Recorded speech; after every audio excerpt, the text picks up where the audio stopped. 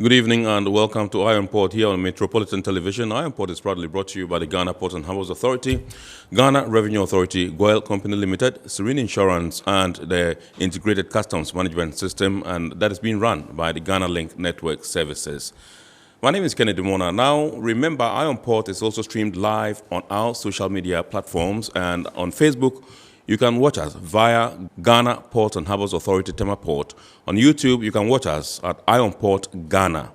Iron Port Ghana. Our media partner is the Business and Financial Times, the BNFT. Remember, if you want to have a grasp of all that transpired here tonight on the show, make a date and grab a copy of the Thursday edition of the BNFT, and you're going to be able to read and know all that transpired here on the show. The abridged version of Iron Port is also aired on Ghana Television at 8:30 p.m. every Wednesday. Now, along the line, we shall be getting interactive with you, and so you can start sending us your WhatsApp messages via our WhatsApp line, which is 0559-019-177, 0559-019-177. Along the line as well, we shall be activating the phone lines for you to call in and then interact with our guests who are in the studio tonight. But for now, let's go for a quick break. We'll be back right after that. Every now and again, Goyle makes good things happen. This time, Goyle has introduced Super XP Ron 95, a higher grade fuel loaded with additives and yet sold at the same price as normal fuel. Goyle Super XP Ron 95 enhances engine performance like never before. It maintains the engine by keeping it clean from carbon deposits. Goyle Super XP Ron 95 is designed to burn slowly and thus improves fuel economy, making you save money after several kilometers. Goyle Super XP Ron 95 gives you a smooth driving experience, that is, less vibrations. Fill up with Goyle Super XP Ron 95. Now there's no need to pay more for any higher grade fuel. Goyle has that sorted. Goyle, good energy. Electricity, then pay your taxes. Our taxes, our future. Because you see, without our taxes, we wouldn't have good roads, good schools, better hospitals, streetlights, and other very important social amenities. When we pay our taxes, we give our children free and quality education. Talga, my money too small. Why should I pay my tax? Look, small. Salifo, it doesn't matter how small or big your business or income is. You still have to pay your taxes. The little taxes from each and every one of us, when put together, could give your community clean water or that deprived school with tables and chairs. Please pay your taxes. It is your responsibility. It is your civic duty. It is the law.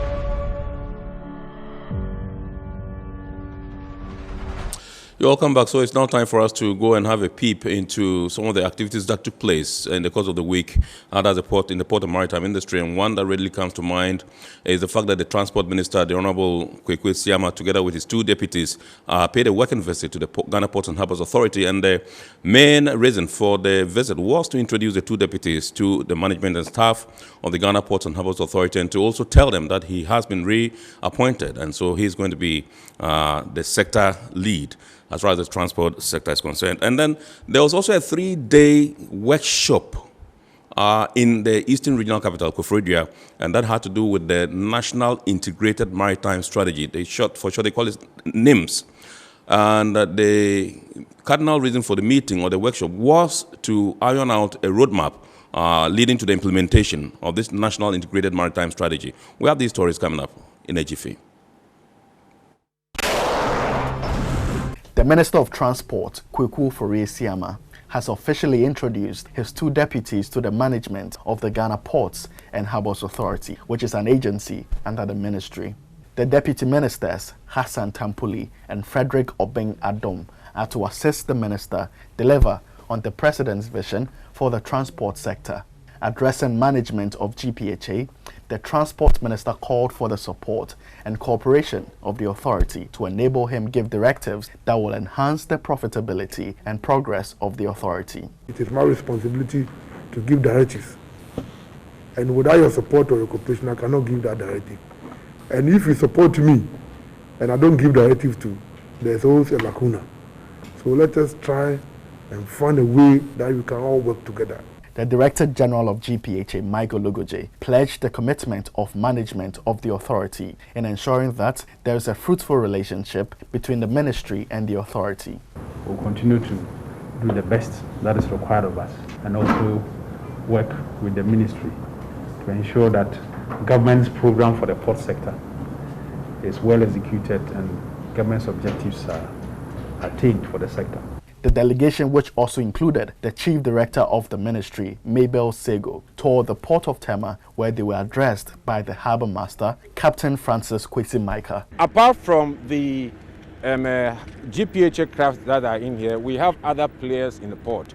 Just opposite us, we have the craft belonging to GMA, who often at times, because of their designated function, go on patrols to facilitate their posted control and at the same time environmental checks.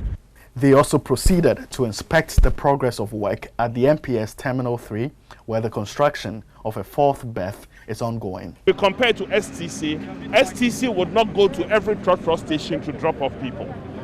So the STC of a ship would come here, it will drop the passengers, in which cases the container, and then the transshipment vessels, the smaller vessels, will come and pick them and take them to other ports on the west coast.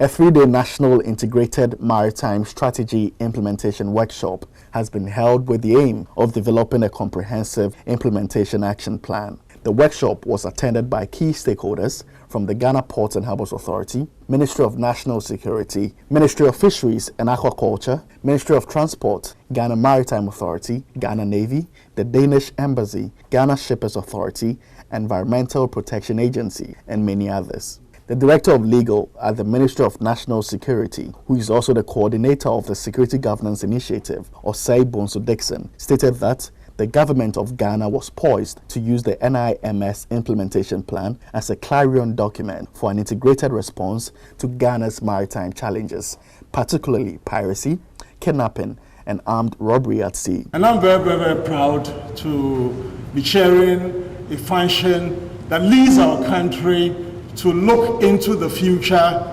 deep and be able to bring interagency efforts to bear on our own strategy, a strategy created by a lot of the members of the Ghanaian government, particularly security structure and also its private sector. The Deputy Director General in charge of operations and technical at the Ghana Maritime Authority, Daniel Apiening, called for a thriving, robust and sustainable maritime governance structure to reap the benefits of the blue economy. The National Security Coordinator, Major General Francis Edu Amanfo, retired, stressed the need for solutions to be obtained to address ocean governance challenges. It is imperative for us to examine these evolving paradigms in search of effective solutions to our ocean governance challenges, but more importantly, to harness the great potential that the country's maritime commons present. So those were some stories by way of news in the local maritime and transport industry. And we will now go for the Goyle TV market. And remember, the Goyle TV market is all about showcasing the services and products of one of our lead sponsors, Goyle Company Limited. And today's edition of Goyle TV market comes to you from the Kumasi Santasi Runabout service station. In the service of the nation, north, south, east and west, wherever we put you first. Goyle, Goyle, Goyle is good energy. Goyle is good energy. Services so friendly to the nation. Well, you can't.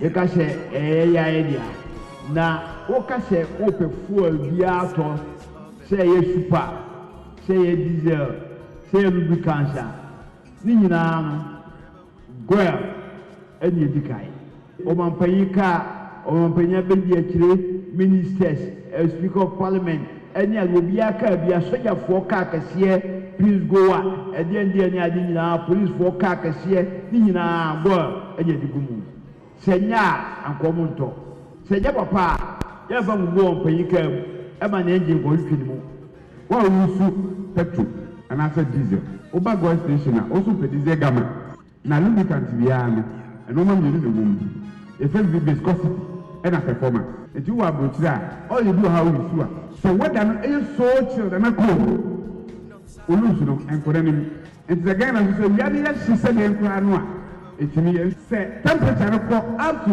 50 degrees celsius koraa no a wobɛtumi yɛ su saa oil no nti mentɔ oil bi abɔnten wei nso yɛ super motor oil yɛwɔ mu mmiɛnsa yɛwɔ super motor oil ɛna yɛwɔ motor oil ɛna yɛwɔ diesel gama wei no ɛyɛ mfimfini deɛ sɛ wotu baabi na wosu diesel car anaa wosu petrol car na oil bi ani hɔ a saa papa oil wobɛtumi de wakɔ motor oil no ɛtaki care of petrol cars ɛna diesel car Ron 95 yɛka wɔn no a wɔn no yɛde gyina hɔ ɛna petrol na hoɔden ɛna ɛsitie eti yɛde namba ɛna ɛyɛ dɛ egyina hɔ no namba no ekɔ soro no na hoɔden nso yɛ dɛ ɛkɔ soro eti yɛyɛ petrol no na hoɔden no ɛwɔ soro paa ɛno nso ne the highest in addition to that anaasɛ yɛde ɛduro nso so agu mu a ɛyɛ extra benefit anaasɛ ɛyɛ mfasoɔ bie mu a ɛyɛ dɛ ɛwɔ hɔ ma wo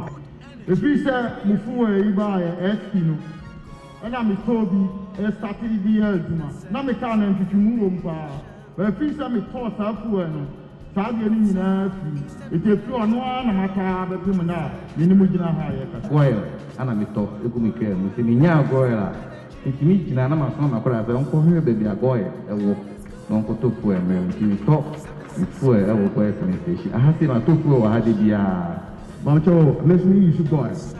But product is very, very nice. I say Obia use to be.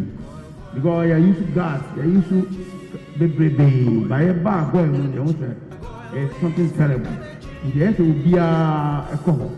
I'm more I try to change it, you know. It's very nice to be actually I'm one. To God there, papa.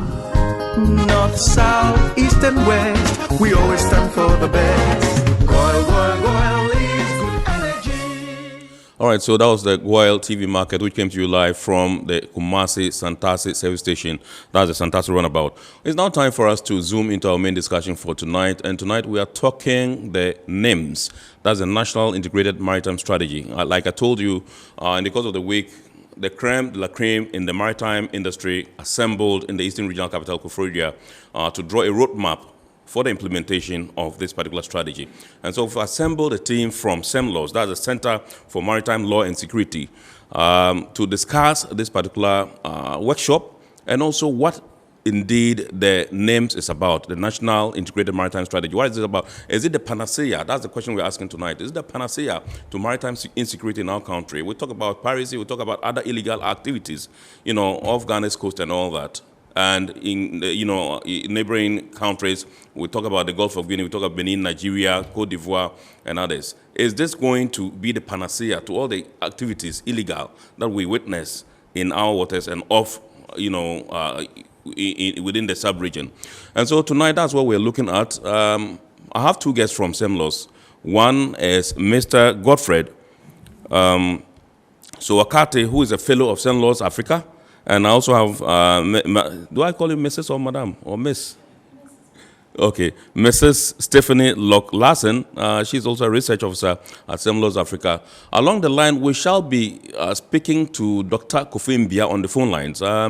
He is a maritime consultant, he's a legal practitioner, and he's also the immediate past Chief Executive of the Ghana Shippers Authority. He's such a colossus when it comes to the port and maritime industry and so on, these issues. And so we shall be having him I understand we even have Dr. Mbia who has just joined us. I can see him on our screen. And so these are the resource persons we have tonight, on the show. And so let me begin with Stephanie. Yes. So, yes, tell us about the names, the National Integrated Maritime Strategy. Yes. So the National Integrated Maritime Strategy is a strategic document that has been in the pipelines for some time over the years, drafted by a technical working group, and is a consolidated strategy on the maritime domain, which has a purpose of pushing the blue economy, the sustainability, and the ambition of creating a safe and secure maritime domain for Ghana. So that, in essence, is what the National Integrated Maritime Strategy is about. Yes. Okay, so let me come to you and find out from you how the names came into being. How did it come about? Okay, who dreamt about it? Whose baby is it? Who gave birth to it and said, "Look, this is what we need as a country."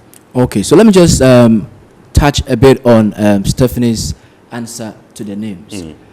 I learned something at the conference that we had in Koforidua. That was this week. Yeah. And one retired naval captain, for now I'll hold on to the name, but he said something very instructive. He said there are roads in the sea, and some of these roads are tarred while others have potholes.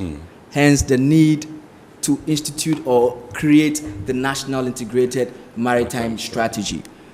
To delve now into your question, the National Integrated Maritime Strategy is an aspect of the Security Governance Initiative. And as you already stated, the Security Governance Initiative sits at the Office of the National Security, right? So the Security Governance Initiative in itself identified certain security issues that Ghana needed to look at. And as part of these security issues, maritime security also featured prominently. So this was how the National Integrated Maritime Strategy was birthed. Okay. Yes. And yes, you want to add, yes, Stephanie? and so the creation of the strategy is actually hinged upon three areas in which a need for a strategy was identified.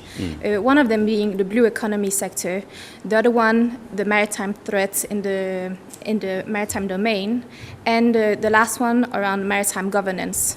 So each of these broad areas had factors that were in need of a strategy, which was then consolidated in this particular document. Okay, so I want to find out from you how the name strengthens maritime governance, in our country. Okay. So, most often than not, when we talk about the maritime domain in Ghana, sometimes we are tempted to put all at the footstep of, say, maritime security. And in this case, I'm talking about piracy and armed robbery at sea. But the National Integrated Maritime Strategy in itself is looking at a bigger picture. So the National Integrated Maritime Strategy is also taking into consideration the blue economy.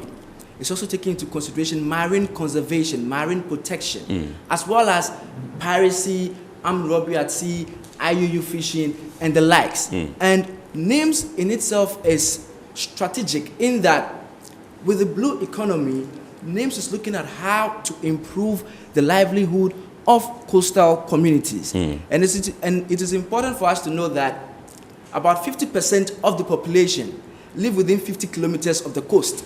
So it is imperative that as citizens and also as government, we all make an effort to ensure that our blue economy expands, indeed realizes its potential. So just as we see the challenges and the issues that the ocean brings with it, the ocean too has prospects, it has opportunities. And this is what the NIMS is actually looking at addressing, to get that blue economy running. Because with a thriving blue economy, jobs are created, livelihood goes higher. And what also happens is that issues like piracy, armed robbery at sea, it's likely, in fact, are likely to come to a minimum, because why do some of these people engage in the activities that they do? And if you carry out extensive security research analysis, you would understand that some of these things have to do with the low level of the low standard of living that some of these people in the various coastal communities find themselves in. All right. So I know we'll delve into some of these things when we get to the point where we'll be discussing the strategic objectives, which we would want to expatiate on, in the course of the program. But let me bring in Dr. Emmanuel Kofimbia, who is a maritime consultant, a legal practitioner, and immediate past chief executive of the Ghana Shippers Authority. Good evening, Doc, for joining us. Thank you very much for your time. And I will just straight away want to find out from you what you make of this workshop that took place in the Eastern Regional Capital to draw the roadmap for implementation of the names, first of all. Hello, and good evening to you, and good evening to your listeners and viewers. Thank you very much for having me. I must indicate that you can't just wish things to happen. You need to have a plan. You need to have a strategy so that once you implement that strategy, you can monitor, you can evaluate, and then see how it is going. So this whole idea of getting an integrated maritime strategy is to ensure that the various elements in the blue economy are brought together. So as was mentioned earlier on, issues such as ocean governance, issues that relate to security, issues that relate to livelihood and empowerment, getting coastal communities, all of these things will be addressed in one single document, so that while we get the economic framework right, we also at the same time are looking at issues of security, etc. So this is a very comprehensive document. You asked whether this will be a panacea. I must say that no one document can be a panacea in itself, but it comes a very long way because there was cross-fertilization of ideas, and a whole spectrum, is captured as far as the maritime economy is concerned. And when you look at it vis-a-vis issues of conservation, the fishery, you look at it shipping, ports, you look at matters relating to marine biology, flora, fauna, etc., you'd come to realize that indeed this is all-encompassing and takes account of the various facets in the maritime industry. The key thing is we need to be able to implement. That is key. All right, so let me still stay with you, Doc, briefly, and find out from you what your key takeaway was, coming from the workshop that took place in Koforidua. Yes, thank you very much. As far as I'm concerned, for the very first time, we are moving towards an integrated approach of dealing with our issues.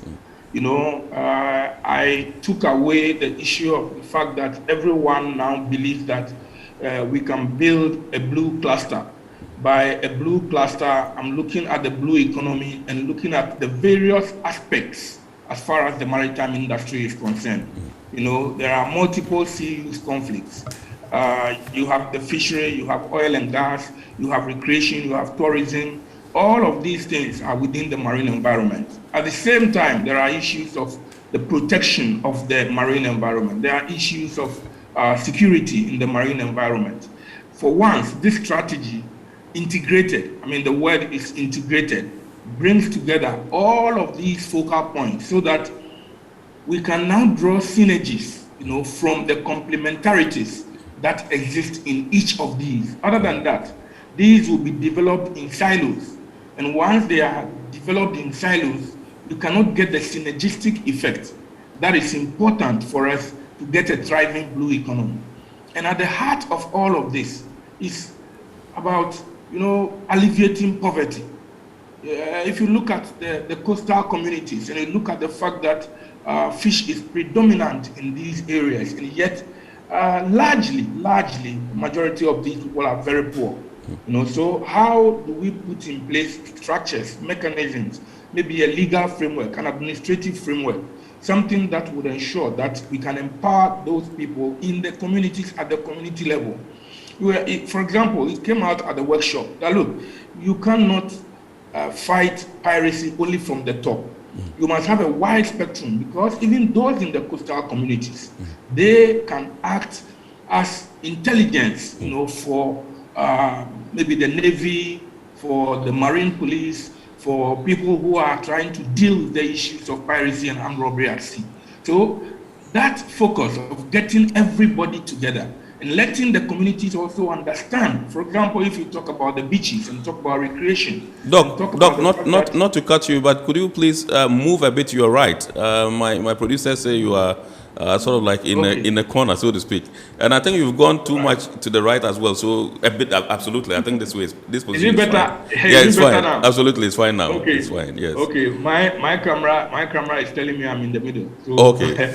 Yeah. So okay. Yes. Let's proceed. Thank you. Thank you very much. I hope it's okay now. Absolutely, it is. It is. Yes. Yeah, it's okay. Yeah. So what I'm trying to point out is that for the first time, we are talking about an integrated strategy that takes into account bottom-up approach so that the communities themselves are involved. I was talking about the beaches. We're talking about plastic pollution. Can we get them to understand? And this strategy puts in place measures that ought to be used to get the communities to understand why they need to preserve the environment and the benefits that will accrue to them if they help towards the preservation of the marine environment. So these are very critical things that have been discussed. But as I said, it's still work in progress. So we are hoping that we can take off from here and then get something working as far as the strategy is concerned. All right. Thank you very much indeed, Doc. I'll be coming to you, but let me come to Stephanie in the studio and find out from you what some of the key issues were that came up during the workshop in Koforidua. Well, some of the key issues have to do with why the strategy came into place in the first place, and what the strategy also addresses is the matter of interagency coordination. In Ghana, we have many agencies that deal with maritime matters, activities, and so forth. And so one of the central point is to create a way of harmonizing their efforts and their work, their mandates, their way of operating to ensure that some of the objectives of the NIMS can then be achieved.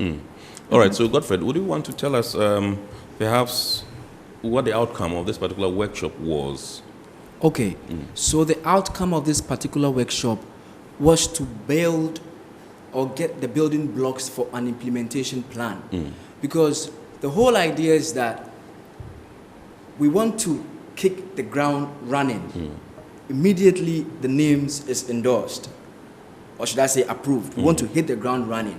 So we don't want the situation whereby we would have to reconvene and have, an implementation workshop just to get it running. So what we have done is we have been proactive by going ahead with this implementation workshop. So like you rightly said, this NIMS has 6 strategic objectives. And what this implementation plan workshop sought to do was to look at each of these objectives.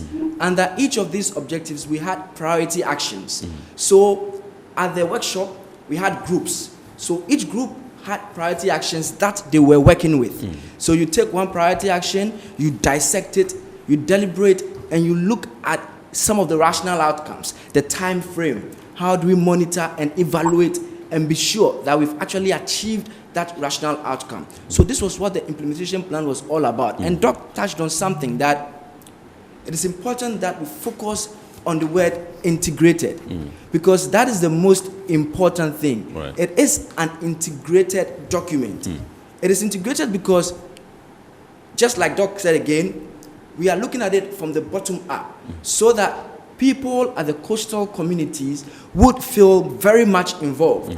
Because there is a tendency that if you should start it from the top, the people at the coastal communities are going to be a bit delineated from whatever process is going on. So what this document seeks to do is to put the sentiments, the sensitivities of the people at the coastal communities also into respect. So we factored all of them in, and this document is going to ensure that the people at the coastal communities feel involved, they feel part of it, and they also contribute in ensuring that Ghana's maritime domain is secure. Because the truth of the matter is that You can never really have a thriving blue economy if your maritime domain is insecure.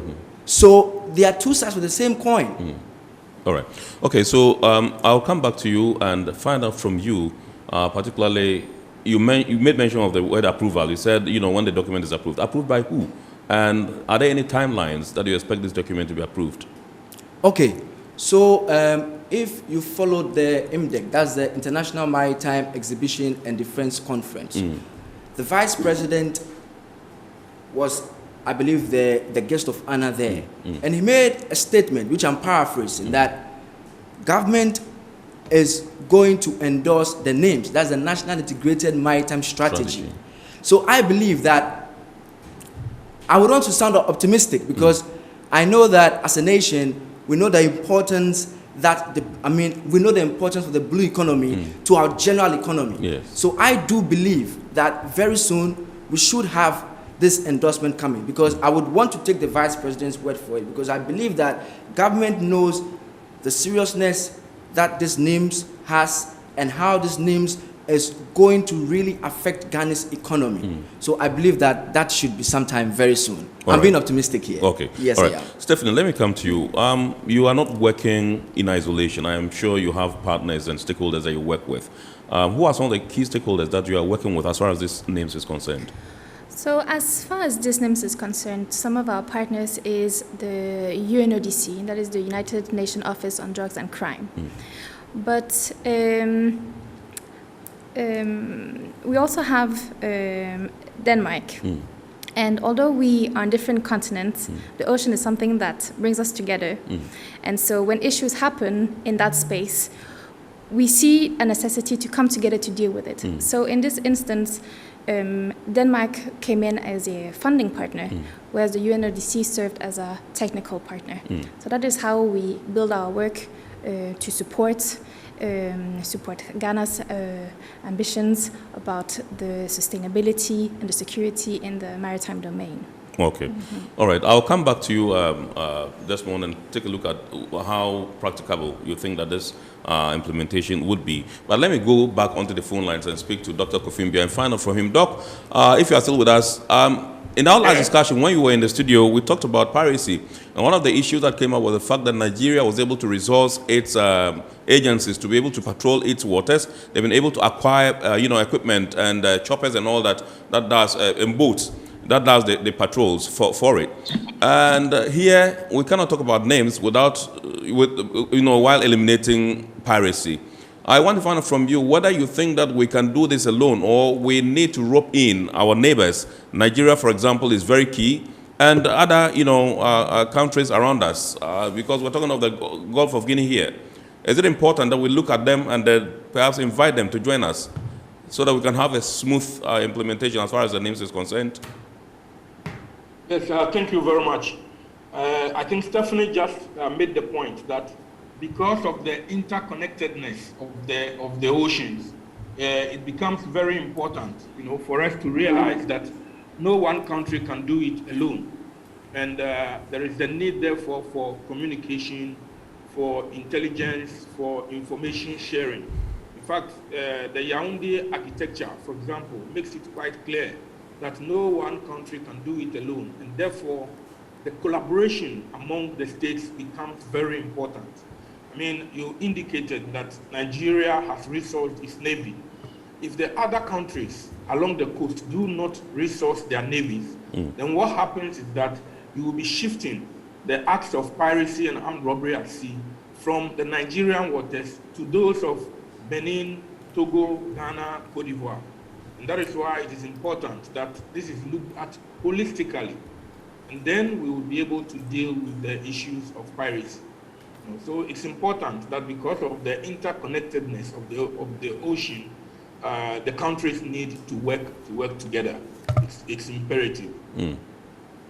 Now, let me also stick with you still, Doc, and find out from you whether you think that we can be able to force, in quotes, successive governments to stick to this particular strategy so that we don't deviate or depart from it. Yes, because it looks as if we have some amount of enthusiasm from this current administration.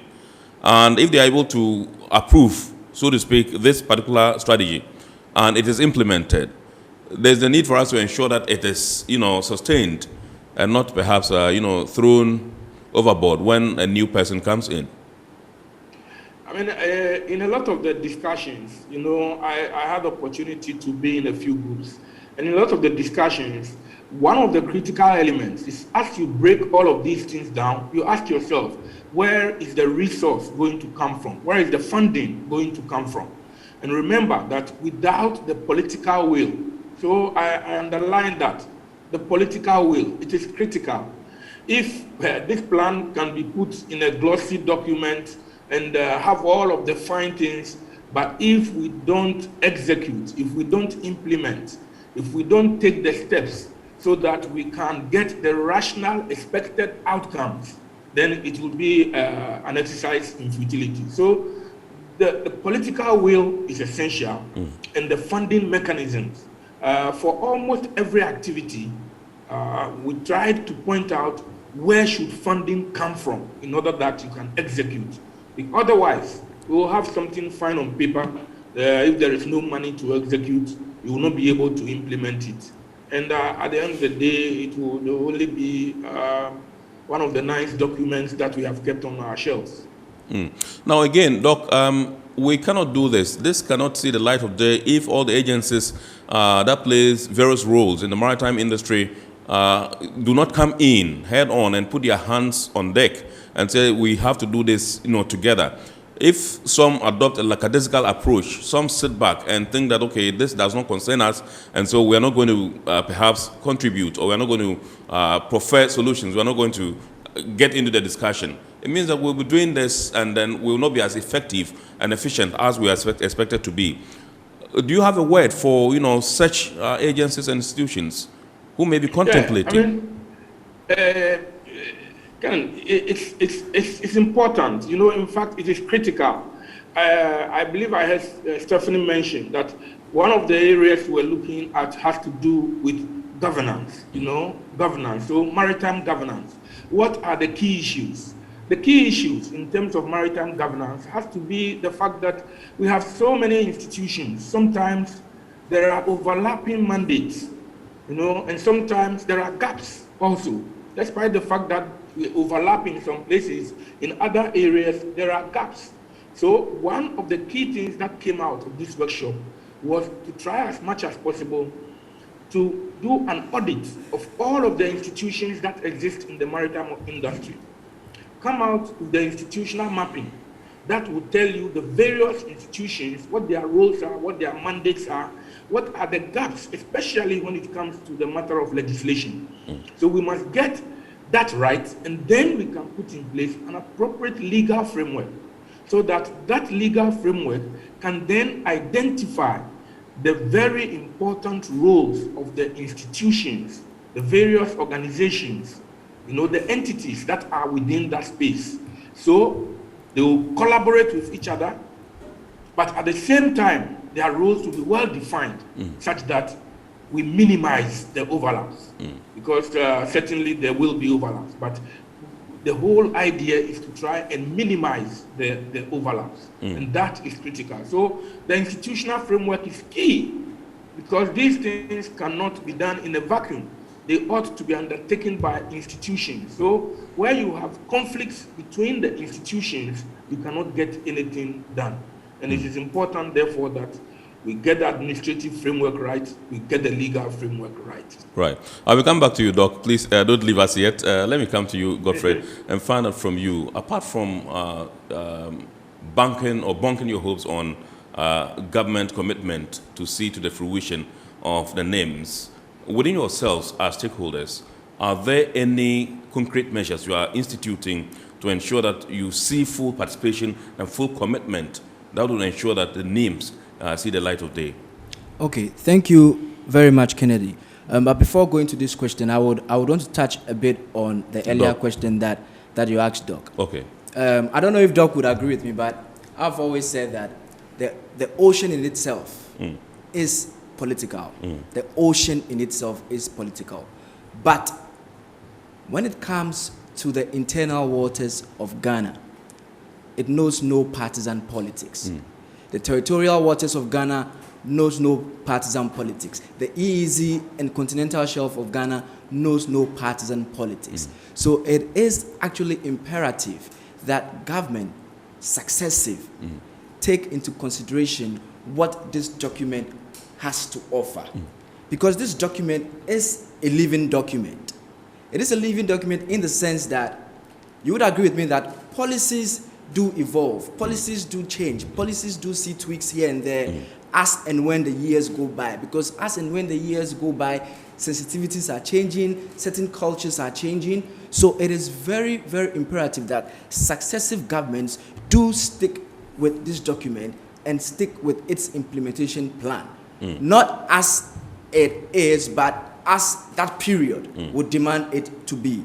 Now, to your question, yes, we hope that government does the endorsement, but in the same vein, we, and I want to use SEM laws as an example, we also believe that as civil society organizations in this maritime domain, we also owe it as a duty to ourselves, to our country, and to the citizens to also initiate certain processes, to also engage certain stakeholders. And the media is one stakeholder, and that is why we are actually happy that we have this platform to explain the names to Ghanaians, so that Ghanaians can also buy in. And when Ghanaians buy in, I believe that, like I said, I'm optimistic that government is definitely going to endorse it very soon. But stakeholders actually do also have a role to play here. And that is why we have not waited for it to be endorsed or approved to have an implementation plan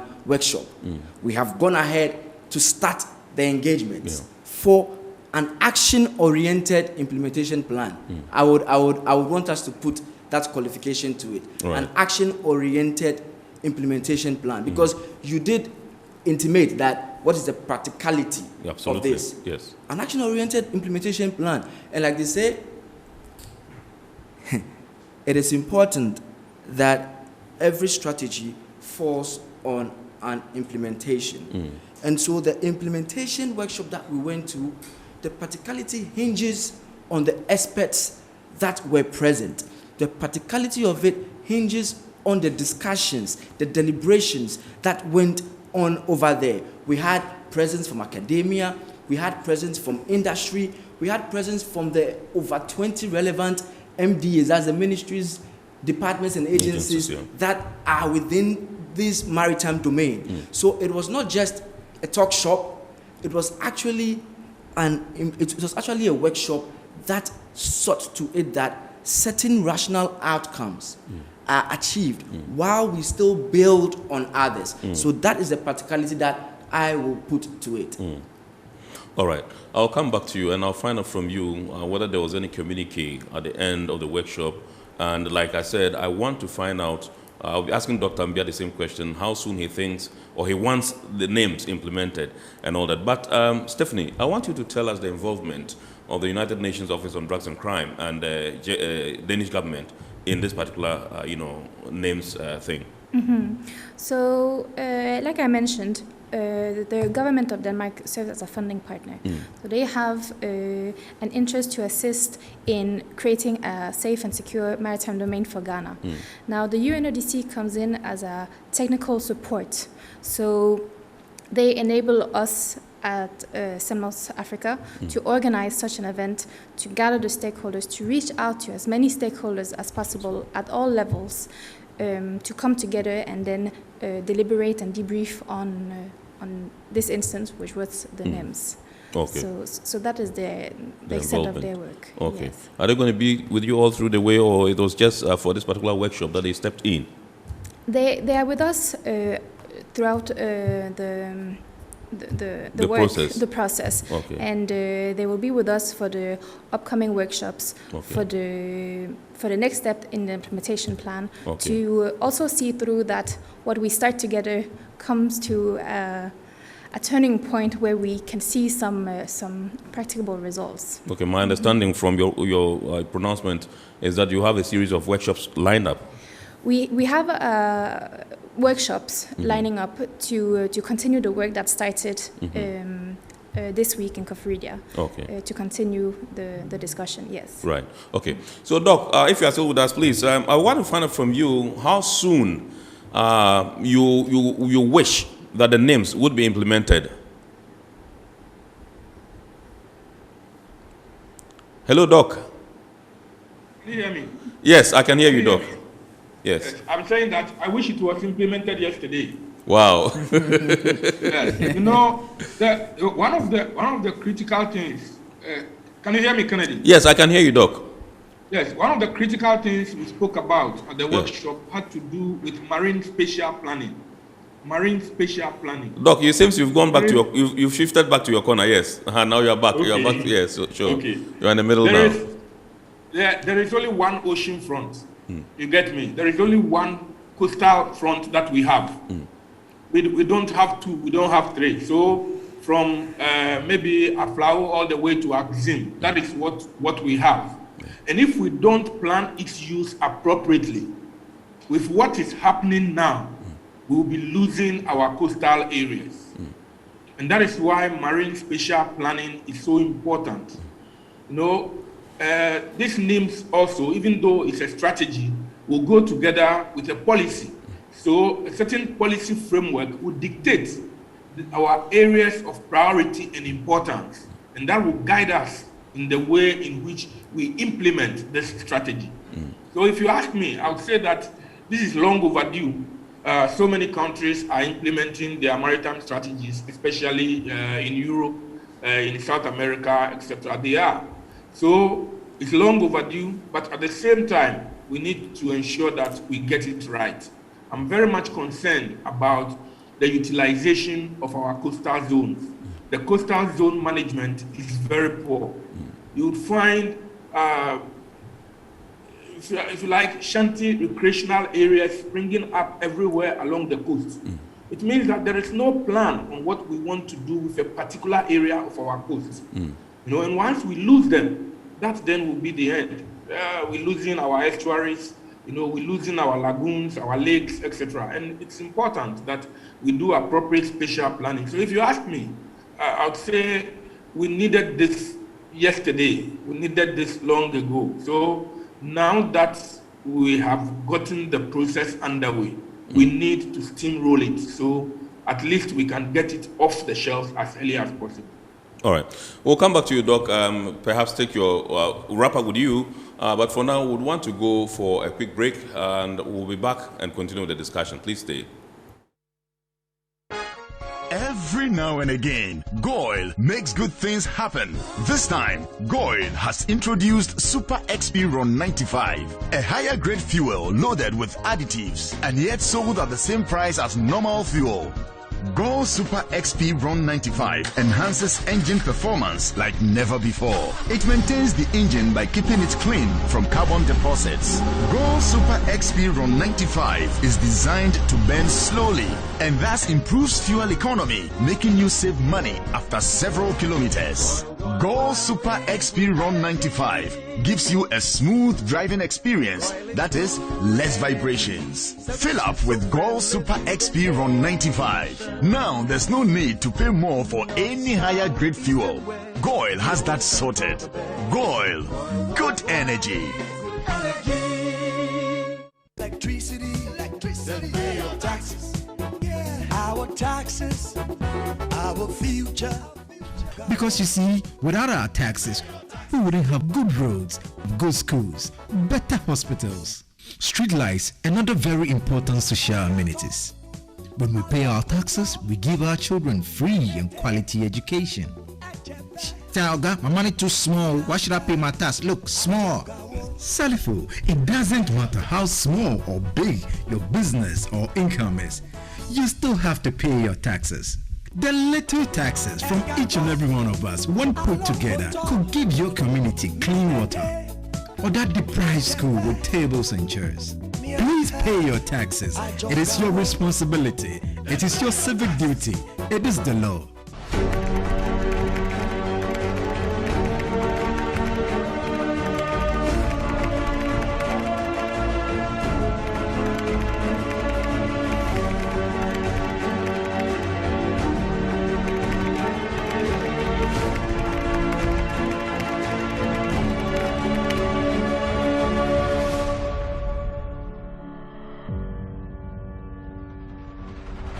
All right, so you're welcome back, and this is Metropolitan Television. The program is Eye on Port, and tonight we're discussing the National Integrated Maritime Strategy, NIMS, National Integrated Maritime Strategy. And we said that during the week there was a workshop, a 3-day workshop, to draw the roadmap towards the implementation of this particular important strategy.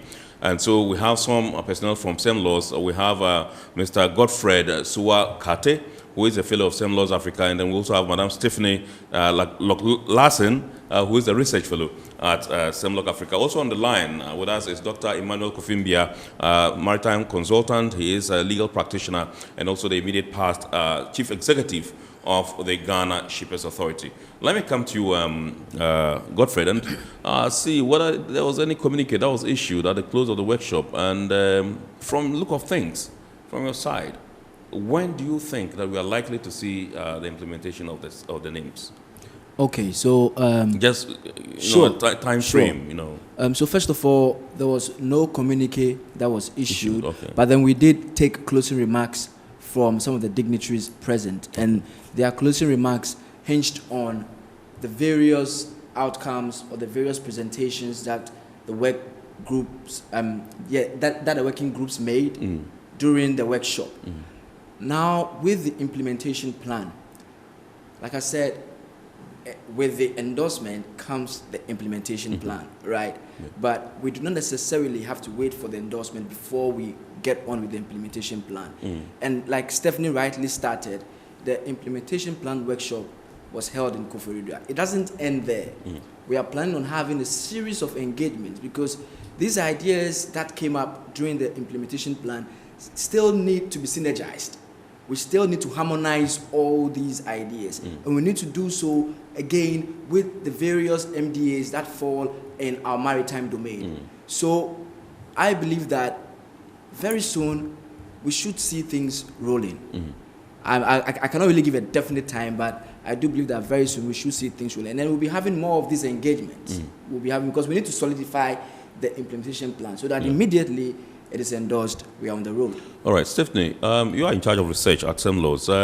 Let me find out from you what the level of engagement is, what the level of cooperation, as it were, from other stakeholders is, and whether you think that they are giving you the desired, attention.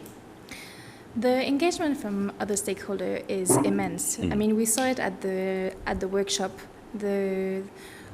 All participants that were there come with their input, their very useful insights, and we're able to use this to then, as Godfred mentioned, take it to the next level and harmonize the input. So we are seeing a lot of enthusiasm around it, of course a lot of expertise in their contribution, and that serves to develop the next step. What's some of these stakeholders? I know the Ghana Ports and Harbours Authority was there. I know the Ghana Maritime Authority was there. I know the Ghana Shippers Authority was there. I know the Navy was there. The Navy was there. Yes. The Marine Police was there. The Fisheries Commission was there. The list is very long, and we don't want to omit anybody. It's a very tall list. It's a very, very long list of all the relevant ones that are also mentioned in that are also part of the objectives in the strategy. Right. Okay, so let's take a look at some of the areas that the NIMS will be covering besides piracy. I mean, I know there's a tall list, and I mentioned the strategic objectives. You have one up to, 6. Yeah, so let's take a look at them. And whilst you are doing that, I'm sure we'll be crawling it on the screen for our viewers to follow, so that we discuss it, Okay, so I would... Let's start with strategic objective 1. Yes. All right, good. So with strategic objective 1, we are looking at strengthening the framework for maritime governance. So that is what strategic objective 1 is actually looking at. And with this objective, what the NIMS is saying is that an effective maritime governance framework requires clear and robust decision-making in government to generate policy, coordinate efforts, respond to incidents when they occur, and in some instances, gather evidence for effective legal prosecution. And it goes on to state that this strategy sets out a more holistic approach to maritime governance, bringing together a myriad of government agencies under a coordinated governance structure, which Stephanie and Dr. Imbia have spoken at length about. So over here, we are looking at the harmonization of these MDAs, the over 20 relevant MDAs in the maritime domain. I don't know if maybe Stephanie would want to also touch on it a bit. Yes, and so it's also important to understand that with each strategic objective comes a set of priority actions. Now, for the one outlined by Godfred, some of the main priority actions, as it's stated so in the NIMS, have to do with the institutional arrangement of all these MDAs. It also has to do with the legal framework, and it has to develop these mechanisms for accountability to be sure that we see the outcomes that we are looking for. Right. Yeah. Okay, so it says, you can see it on the screen. It says strategic objective 1, strengthen the framework for maritime governance. Priority action that's 1 is to transform institutional arrangement. Priority action 2, strengthen legal framework, and priority action 3, develop mechanisms for accountability. So let's move to strategic objective 2. Strategic objective 2 has to do with ensuring the safety and security of Ghana's maritime domain. And so the NIMS read that the government recognizes that insecurity at sea is caused by a matrix of factors, including governance challenges on land. And so the land-sea nexus will therefore be considered in developing effective responses to maritime safety and security threats.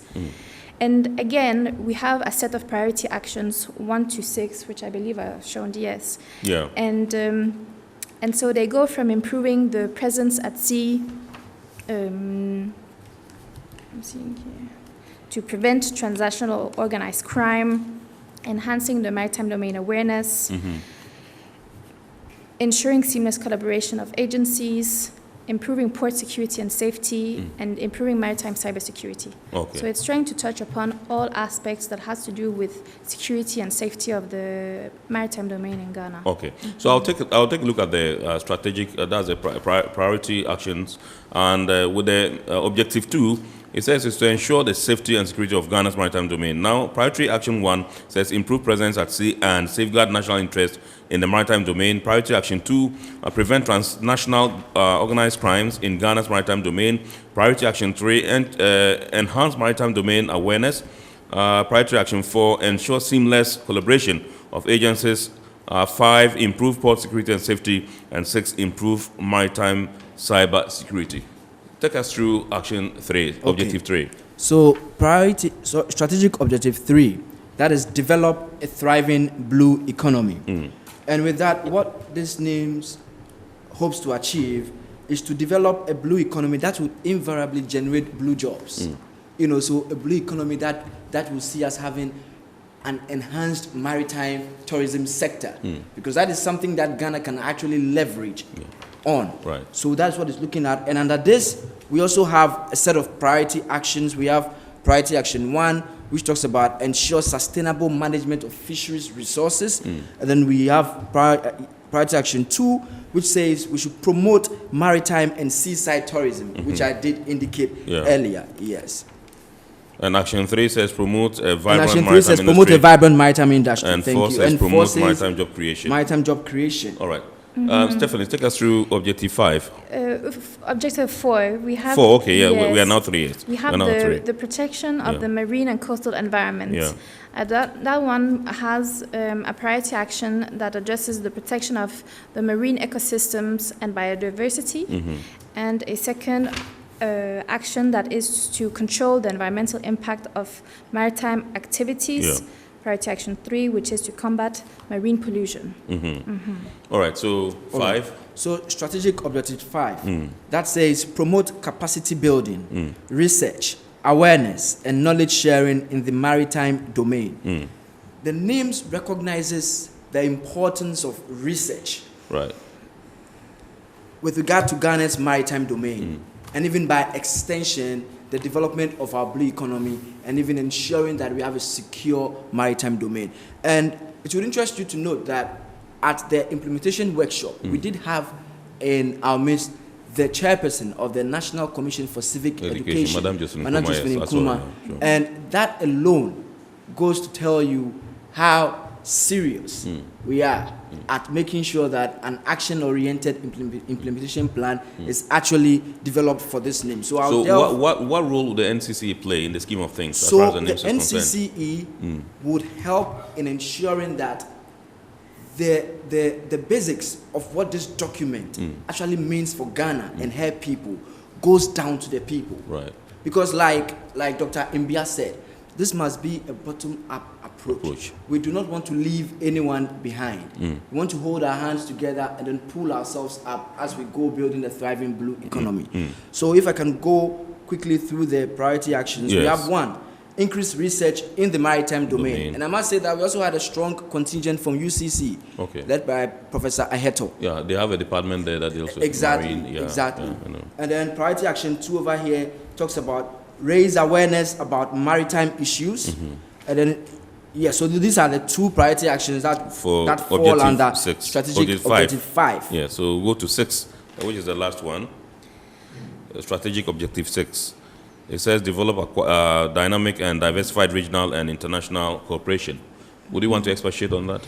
Well, yes, because although the NIMS doesn't explicitly state any priority actions, during the workshop, it became a point to dive deeper into it and see what are some of the concrete actions that can be taken. So we developed 3 priority actions. One saying that we need to strengthen the existing regional and international cooperative framework.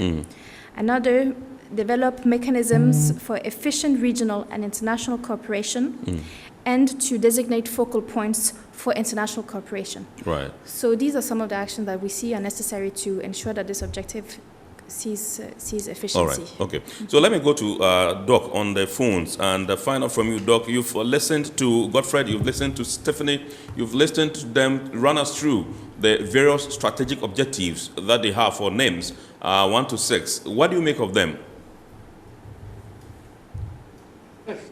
It's quite clear from everything they have said that there are a lot of cross-cutting issues.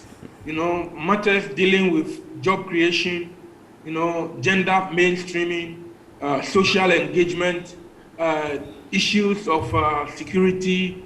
It deals also with, we've been talking about IUU fishing, illegal, unregulated and unreported fishing. We're talking about the trade in narcotics, etc. So you would find out that even though we're talking just about 6 main objectives, under these 6 objectives, a number of cross-cutting issues are brought to the fore. Doc, my producers tell me you are in your corner again. Please come up a bit. Come out a bit. Okay, let me see. I'm not able to see, so when I'm looking at it from here, it's like I'm in the middle. So but to us, you are still. You go to your right a bit. Move to your right a bit. Absolutely, yes. This way is fine. Okay, so this is better. Okay. Yeah, it's better. Right, thank you very much. Thanks. Thank you. So I'm saying that from the objectives given, even though there are only 6 objectives, it is quite clear that there are a number of cross-cutting issues. I was talking about gender mainstreaming. You realize that a lot of the fisher folk are women. To what extent can they be empowered? I was talking about IUU fishing and how it affects our fishing communities. I've mentioned earlier on poverty alleviation. And then also I have said that, yes, we are looking at all of this, but how can one benefit the other?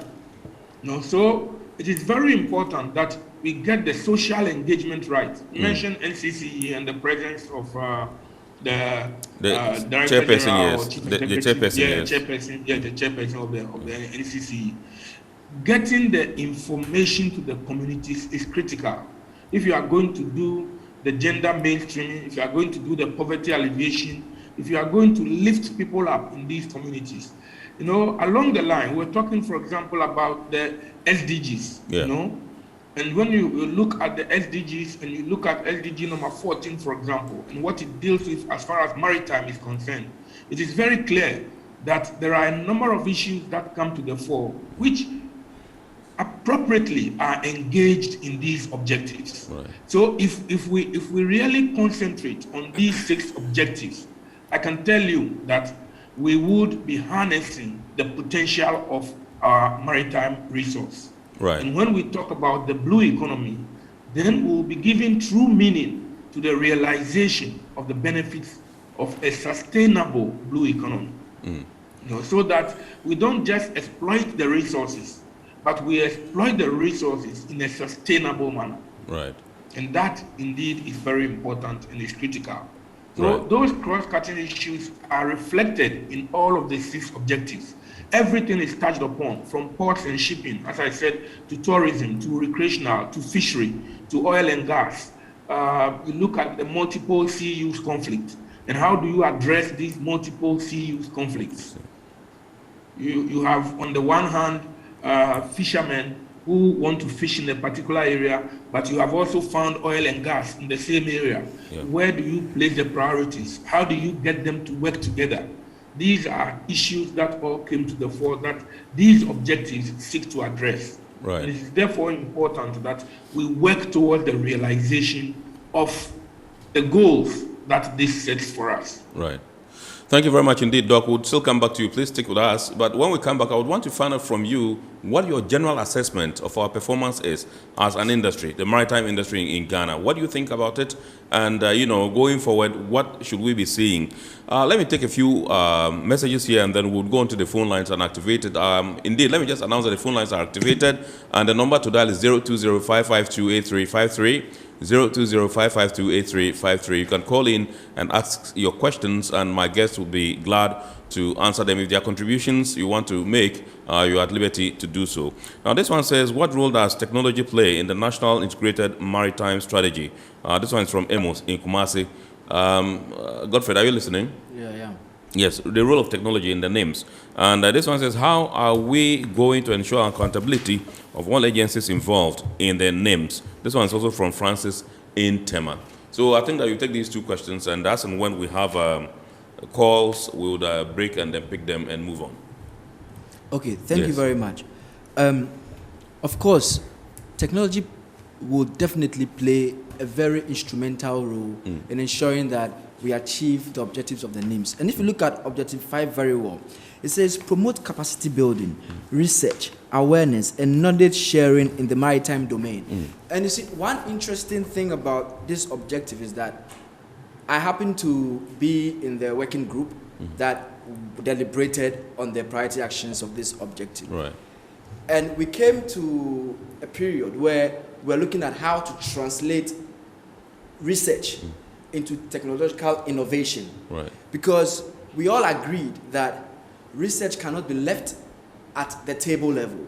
It has to find its way into innovative mechanisms, into innovative items, equipment that we can use in propagating or in ensuring that we've achieved the objectives of these NIMS. And so, yes, we've taken into consideration technology, and of course, partnerships are key. In this maritime domain, it's not, you don't work as an island. Partnerships are key. So definitely, there will be certain technologies that we might not be able to produce as a country or invent as a country. Maybe another country has been able to do that. It's important that we approach them, look at the use of it, see how best it fits in our maritime domain, and then bring that in. So technology fits in the middle of the National Integrated Maritime Strategy. Okay. All right, Stephanie, the second one has to do with the issue of accountability. How are we going to ensure accountability of all agencies involved in the NIMS? Accountability is definitely a central point of the NIMS. It's one of the guiding principles of the document, but it's also a priority action, a direct priority action under the Maritime Governance Strategic Objective. So there has been put a lot of emphasis to make sure that we develop these mechanisms to ensure the accountability, and that is part of the implementation plan to now come out with implied task that falls under this priority action to see how at best we can achieve this result. All right. So I'll come back to you, Godfred, and find out from you. Doc mentioned the issue of illegal, unregulated, and unreported fishing and all those other things besides piracy. What are some of the key things that this particular strategy would be looking at addressing? Okay. So, like I initially said, this strategy is not all about piracy and armed robbery at sea. We are also looking at IUU fishing. We're also looking at marine conservation. And for me, when we take priority strategic objective 4, protect the marine and coastal environment, and we come to priority action 1, which says protect marine ecosystems and biodiversity. That is crucial, because in protecting marine ecosystem and biodiversity, we ensure that the value chain of the marine ecosystem is preserved. Now let's delve into IUU fishing, and I would hope that you do get a copy of, I think, last Friday's Business and Financial Times, where you would find SEMLOS's policy brief, which was led by Stephanie Law-Clarkson and myself, where we've actually focused on IUU fishing. And these were some of the recommendations that we made, if you permit me to read them. Please do, yeah. We said, 1, there's an overall need for better and improved transparency and accountability within the fisheries sector, which starts with raising awareness on ongoing practices, which Doc also touched on earlier. And we said 2, government should adopt measures to regulate the fisheries sector within their territorial boundaries, including ownership and licensing regime provisions. And we also go on to say that government should initiate the domestication and implementation process of existing international legal frameworks. And we say CSOs and communities should remain engaged in fighting IUU and other unsustainable activities through research, advocacy, and awareness programs. And this is where even the NCC comes in handy. And that's why I said I was very happy seeing Madam Josephine Nkrumah there. Because sometimes we need to get to the people. Sometimes we need to engage them. Sometimes we need to let them realize that, you know what, this activity which you are engaging in is actually, in the long term, going to your, how would I even say it? It is actually going to, in the long term, defeat your purpose of actually being, should I put it, of actually raising your livelihood, right? Because you do not expect to engage in unsustainable fishing, and then at the same time, you would expect that the fish should be in there the ocean for you to go exactly. and catch. So sometimes we need to communicate the bits and pieces of this information to the people. So awareness creation is important. We need to get the information out there. So that is why, for me, strategic objective 5 and 4 are very dear to my heart. 5 and 4 are very, very dear to my heart, because those objectives actually speak, in my opinion, to the hearts of the coastal communities. Thank you. What's your level of what's the level of engagement between, government, the maritime industry, and those that it is supposed to serve, those living in the coastal communities and all that? You are in charge of research. Have you done any works to gauge the level of engagement, their involvement in activities in the maritime industry?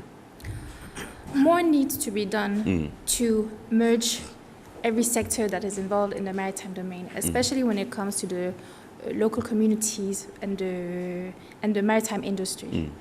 And it starts with meeting, with collaborating, with understanding each other's issues and how they can help each other.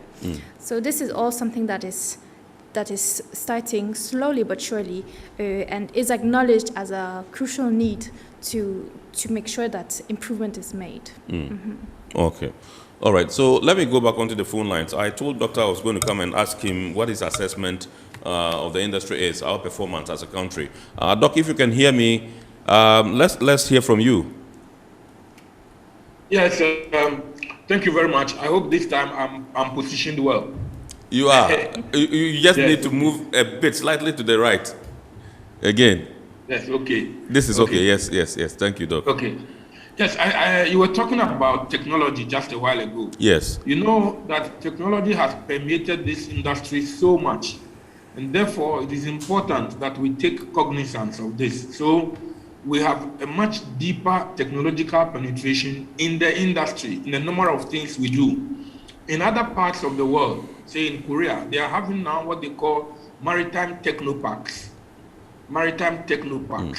These are technology parks, that do a number of things that relate to the oceans. Today, people are getting electricity from the wind. They are getting electricity from the waves. So wave energy, wind energy, they are things that we need to be looking at. As we look at renewable resources, because it is also critical in our plans for conservation that we take on board these things. So as far as technology is concerned, there is a lot that we need to do in order that we can at least, if not be at par with those who have taken the lead, come closer to them in the realization of some of the objectives that have been mentioned. We were talking about generally how we have fared. I would say we haven't fared badly. We haven't fared badly. Unfortunately, there is a lot more that we can do. You know, today, even if you take the newly developing countries, you know, you would realize that for a number of them, the shift now is from green to blue. Those who have oceans are looking towards the oceans as a way of lifting up their economies, as a way of generating growth. And it is one area where we can benefit a lot. So if you ask me, I would say that if we were to adopt what I have referred to as the blue cluster approach, building maritime clusters, so that wherever we know that we have an ocean front and we can benefit from the resources of the ocean, utilize our mechanisms and get an integrated development. We need to do that. For example, if you take a country like Korea, you know, they have developed a number of things around shipbuilding. Shipbuilding alone, you know, has a number of industries that come to relate to shipbuilding. We have had our Tema shipyard and dry dock, you know, emerged every time in some controversy or the other. You know, but this is a focal point that from there we can have a lot of connectivities to the shipyard and dry dock. Our steel industry will grow, our fishing industry will grow, we'll be able to now have our own boats. People will cut down on the fronting in the shipping industry. So one focal point like the shipyard and dry dock can be a driver, you know, and would catalyze a number of other things that relate to it. So if you ask me, we have not done badly in the last decade, but looking forward, I think there is a lot more that we can do in order that we can benefit from the very vast resource of the oceans. Right. Thank you very much indeed, Dr. Mbia. We would like to appreciate you for taking time off your busy schedule. I know you are not in town, but you found time to speak to us on the show. We are grateful to you. We would always reach you, you know, as a colossus in the maritime industry. Thank you very much indeed. We are grateful to you for joining us on our report tonight. Let me come to you, Godfred. You heard Dr. Mbia, and you heard what he said about the industry and all that. We don't have enough time left on our hands, but I just want to find out from you what you think that we should be doing as an industry to get us there. I believe Dr. Mbia has taken the wind out of my sails. But that being said, I still believe there's a lot that we can do to get us there. And I'll touch on just an aspect of what Dr. Mbia said. I was in a conference in Shanghai, I think somewhere last year or last 2 years, and I met one U.S. senator. So during our chat, I asked her, what happens in Alaska? And I'm sure we'd say in Alaska, you might have a wind of the person I'm talking about, Lisa McCoskey. So then... Who's Lisa McCoskey. Yes. Good. Who's that? That's U.S. senator from Alaska. Okay. So then she starts engaging me and we start talking about marine renewable energy, which Dr. Mbia spoke of. And then she says that, okay, in Alaska, what they have done is that, and they are piloting it. I don't know whether it's on a full scale now. But she said with the pilot, what they've done is that they've taken the coastal communities of the main grid and they've created a microgrid for them by using marine renewable energy. So tidal wave, you know, I mean, they have wind power and all that. And I found that very instructive and I found that very novel. And I believe that this is one way that Ghana can also go. We can actually look at tapping into marine renewable energy to augment what we already have. So, like I said, Dr. Mbia has already taken the wind out of my sails. So I won't say much, but I am hopeful. I'm hopeful that Ghana is on the right track. And with the names, we'll definitely get there. All right, so let me come to you, Stephanie, and find out from you too, just your final words and what you think the way forward for this country is as far as the maritime industry is concerned. I think the way forward is actually what we saw during the workshop. It's seeing all the maritime agencies come together and have the same purpose, which is to create this safe maritime domain to create prosperity for Ghana within the maritime domain. And so we saw the fruitful outcome of this workshop, and I'm sure that if things continue in this same vein, positive results will be coming our way Ghana's way as a country. Yes. Okay. Yes. So finally, to you, Godfred.